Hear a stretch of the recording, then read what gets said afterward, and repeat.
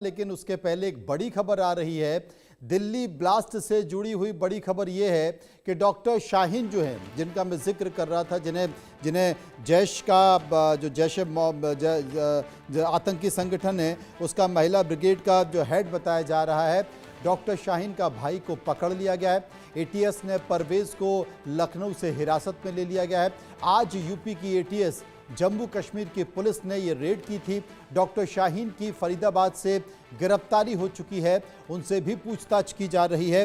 बख्शी साहब मेरे साथ मौजूद हैं। बख्शी साहब, करें तो क्या करें साहब, 150 करोड़ की आबादी का देश है और आप किस पर भरोसा करें, किस पर भरोसा नहीं करें। आपने कहा है कि तमाम देश भर में जितने भी जो हैंडलर हैं वो सारे लोग उनके हैं, जासूस बहुत सारे भरे पड़े हैं, जो तमाम ऐसे संदिग्ध लोग हैं। अब डॉक्टर तो एक ऐसा पेशा है ना कि इस पर कोई भरोसा ही नहीं कर सकता, लेकिन हो गया।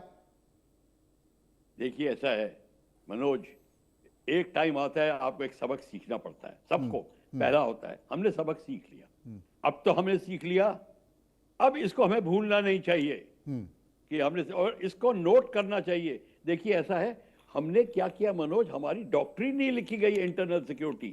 इंटरनल सिक्योरिटी डॉक्ट्रिन को रैंड कॉर्पोरेशन ने बोला था कि भारत की 1995 में लिखा था उसने, रैंड कॉर्पोरेशन ने, कि भारत की इंटरनल सिक्योरिटी और एक्सटर्नल सिक्योरिटी डॉक्ट्रिन नहीं है, सारी लड़ाइयां बिना डॉक्ट्रिन के की गई हैं।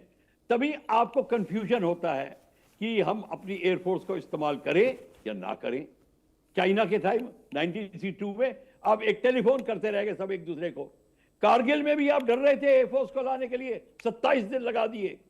मैं ये इसलिए कह रहा हूं, हमने चिंतन नहीं किया। हमें अभी इंटरनल सिक्योरिटी में जब चिंतन करेंगे तब आपको पता चलेगा। मैं एक कमांड एंड कंट्रोल की जो बात करता हूं वो तब आएगी, क्योंकि इतनी सिक्योरिटी एजेंसीज हैं, वो सबके सब अपनी अपनी लाइन में चल रहे हैं, सब अपने झंडे लगाना चाहते हैं, तो डायरेक्टर जनरल लिखना चाहते हैं, कोई किसी की बात मानता नहीं। सब कहते हैं जी हम कोऑपरेट कर रहे हैं, कोई कोऑपरेट नहीं कर रहा। ये हमको सारा चेंज करना पड़ेगा, थिंकिंग चेंज करनी पड़ेगी, एजुकेशनल पॉलिसी में चेंजेस लाने पड़ेंगे, और मदरसों के ऊपर ऑडिट करना पड़ेगा, उनको कंट्रोल करना पड़ेगा। इसके लिए हमें अपना बेशक कॉन्स्टिट्यूशन को रीराइट करना पड़े, हमें करना पड़ेगा। Manoj, we have to bring out a brave new India now.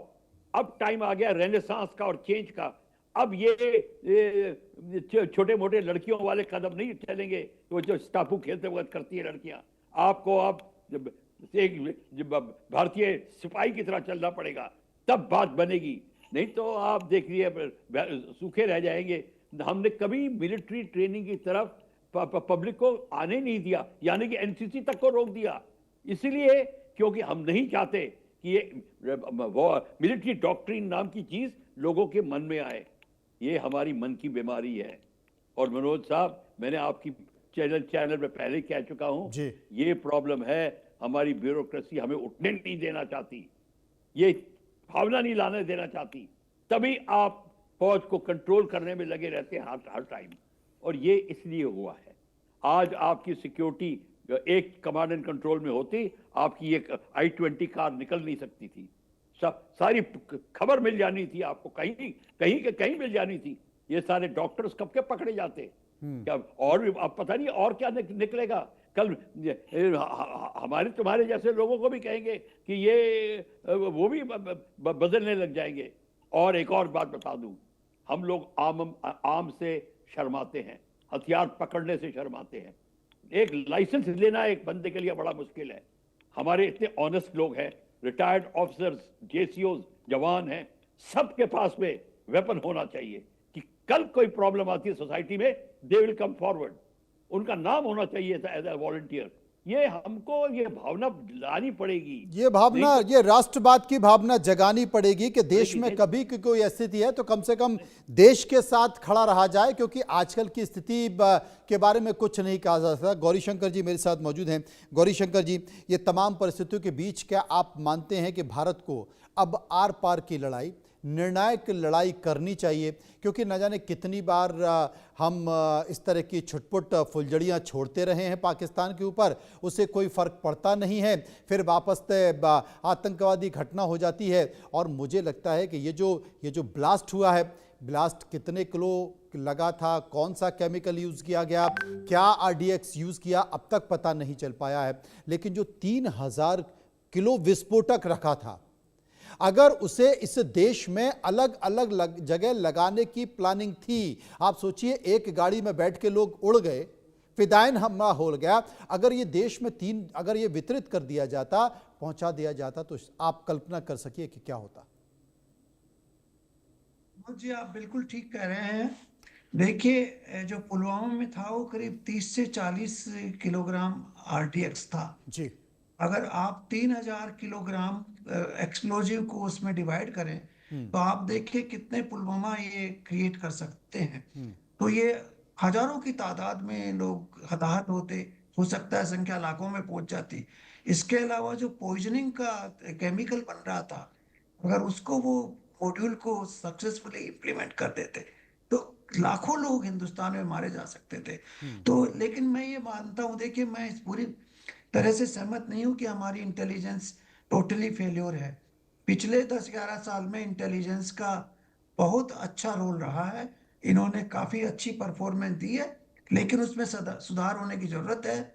मैं भी मानता हूं कि एक कमांड कंट्रोल सिस्टम होना चाहिए। इंटरनल सिक्योरिटी मिनिस्ट्री जैसे यूएस में होमलैंड सिक्योरिटी बनाई है, उस तरह से हमारे भी यहाँ पर एक इंटरनल सिक्योरिटी अपैरेटस होना चाहिए। और दूसरा जो है लो, जो अपना लो है उसको चेंज करना चाहिए। आतंकवादी एक्टिविटीज के लिए बहुत टफ लो वापस लाना चाहिए और उसको बड़ी सख्ती के साथ उसको इम्प्लीमेंट करना चाहिए। बढ़िया मेरा जी। ये मानना है कि पाकिस्तान तो देखो, ऐसा कोई तरीका नहीं कि आप पाकिस्तान को पूरी तरह से खत्म कर दें। अनलेस अगर आप एटॉमिक वेपन्स यूज करें और फिर करोड़ों लोगों को मारें, वो अलग चीज है। वो मेरे को लगता नहीं कि कोई पॉसिबिलिटी है। तो हमें इस पाकिस्तान के साथ जिंदा रहना पड़ेगा और ये स्ट्रगल करते रहना पड़ेगा। इस स्ट्रगल में अप्स एंड डाउन्स आएंगे, कभी हम जीतेंगे, कभी वो फिर सक्सेसफुल होंगे, लेकिन अल्टीमेटली उनकी हार होगी, क्योंकि उनकी इकोनॉमिक सिचुएशन बहुत खराब होती जा रही है, उनकी इंटरनल स्टेबिलिटी खराब हो रही है और पाकिस्तान को अल्टीमेटली टूटना पड़ेगा।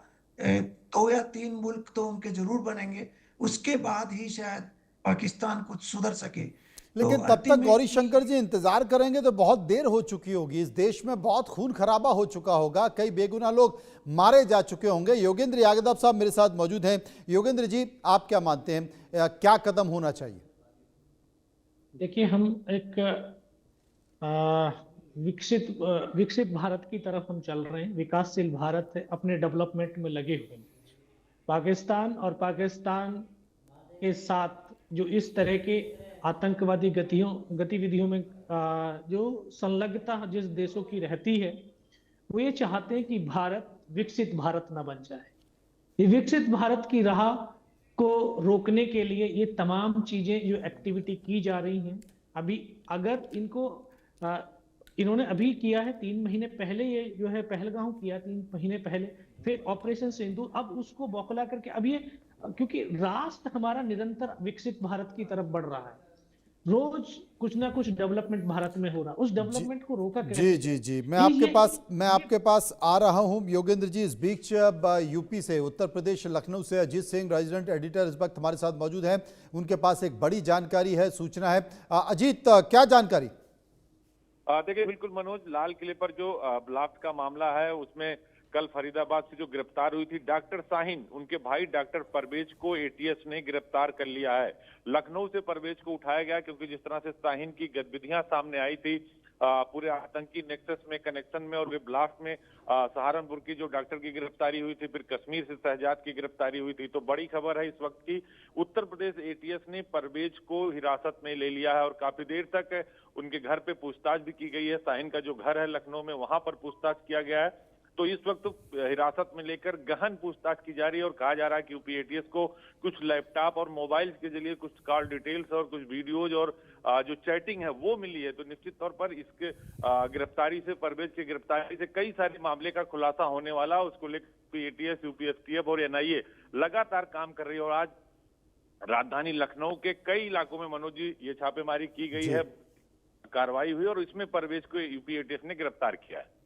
बहुत बहुत शुक्रिया करेंगे अजीत सिंह जी का, जो विस्तार से इस पूरे मामले पर हमें जानकारी दे रहे थे और बता रहे थे कि तमाम एजेंसियां अपने अपने उस पर काम कर रही हैं। साथ